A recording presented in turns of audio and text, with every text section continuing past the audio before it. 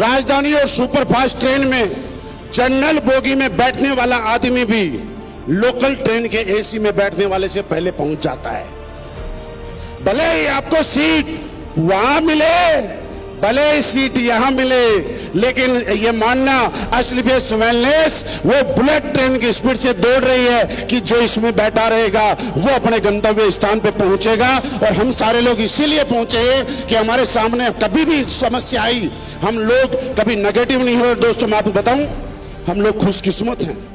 लोग बोलते हैं ना कि हमारी जिंदगी में परीक्षा, हम गरीब घर में पैदा हुए।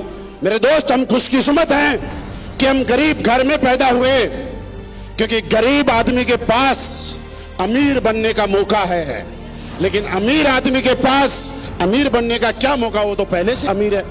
क्या मुझे बताइए, जब अमीर आदमी कितना ही पैसा कमा ले, लोग उसकी स्टोरी बताते हैं, उससे कोई इंस्पायर नहीं होता। लेकिन जब गरीब आदमी मेहनत करके दिन रात लगा रहता है और जब वो कामयाब हो जाता है तो दुनिया उसकी स्टोरी से, दुनिया उसकी सक्सेस से प्रभावित होती है। लोग आईएएस बहुत सारे बनते हैं, आईपीएस बहुत सारे बनते हैं, लेकिन जब कोई रिक्शे वाले का लड़का आईएएस बनता है तो अगले दिन पेपर में और न्यूज के अंदर आता है, रिक्शे वाले का बेटा बना आईएएस। देखा है? कभी यह नहीं आता कि किसी उद्योगपति का बेटा बना आईएएस। बनते हैं लेकिन वो किसी को प्रभावित नहीं कर सकते। बनते हैं बड़े बड़े बंगलों में रहने वाले आईएएस, लेकिन वो किसी को प्रभावित नहीं करते।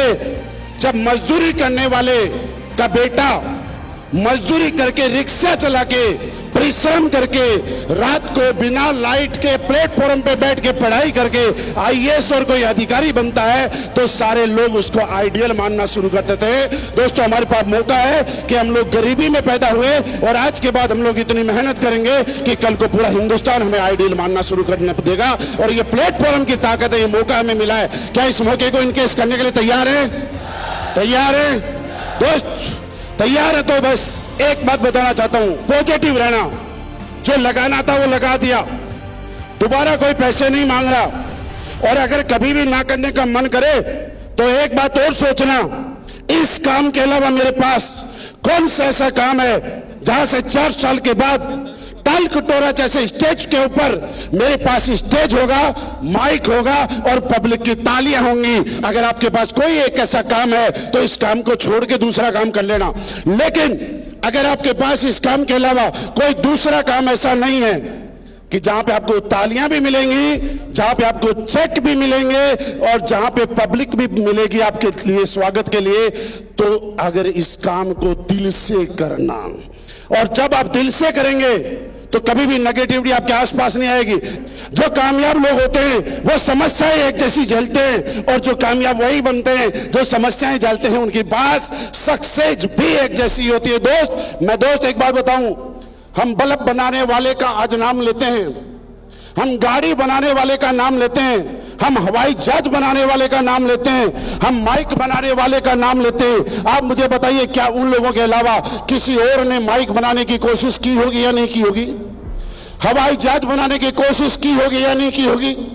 बल्ब बनाने की कोशिश किसी और ने की होगी कि नहीं की होगी? और ये भी बताऊं कि उनसे पहले किसी और ने की होगी, लेकिन वो लोग अपनी मुकाम पे नहीं पहुंच पाए, इसलिए लोग उनको कोई नहीं जानता, सब भूल गए। लेकिन जो मुकाम पे पहुंच गए, जो रिजल्ट दे पाए, उनको दुनिया सदियों सदियों तक याद करेगी। क्या आप लोग अमीर बनने के लिए तैयार हैं?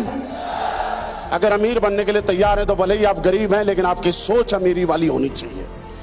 और मिडिल क्लास और गरीब आदमी की सबसे बड़ी, देखो छोटी सी बात बता दूं आपको, सोच का फर्क है। हम लोग जब गाड़ी लेने जाते हैं और किसी से सलाह मांगते हैं तो 2 चीजें सबसे पहले पूछते हैं, रीसेल वैल्यू क्या है और एवरेज क्या देती है। आदमी गाड़ी आज खरीदने जा रहा है, पहले यह सोचेगा 5 साल बाद में रीसेल वैल्यू क्या है। गारंटी है 5 साल के बाद वो गाड़ी रहेगी, लेकिन सबसे पहले गाड़ी बाद में खरीदेगा, लेकिन वो खरीदेगा जिसकी रीसेल वैल्यू है। मैं जब कई बार पोर्शे लेके जाता हूं, लोग मेरे से आके पूछते हैं इसका एवरेज क्या है। मैंने कहा गाड़ी एवरेज बताने की नहीं होती और ना एवरेज देनी होगी, फिर भी गुरुजी कुछ तो एवरेज होगा। ये सिर्फ एक वजह एक है कि अमीर लोग एवरेज नहीं देखते, रीसेल वैल्यू नहीं देखते, एक मिडिल क्लास आदमी रीसेल वैल्यू और एवरेज देखता है। क्योंकि गलती हमारी नहीं है, मेंटेलिटी ऐसी है, आपको इस मानसिकता को चेंज करना है। और दोस्त, मैडम जैसे मुझे कॉल किया था, मुझे इनवाइट किया कि आज उनके पास बहुत बड़ी बड़ी गाड़ियां हैं। बोला ना, अगर AWPL में सबसे छोटी गाड़ी किसी के पास है तो वो मेरे पास है। सबके पास बड़ी बड़ी गाड़ी है। मैंने, मेरे टीम मैंने सबको बड़ी बड़ी गाड़ियां दिलाई, मैंने सबसे छोटी गाड़ी ली। आप बताइए सही है कि गलत है? तो हकीकत यह है कि AWPL की सबसे छोटी गाड़ी चलाने वाला आदमी आपके सामने खड़ा है। मेरे पास कोई बड़ी गाड़ी नहीं है।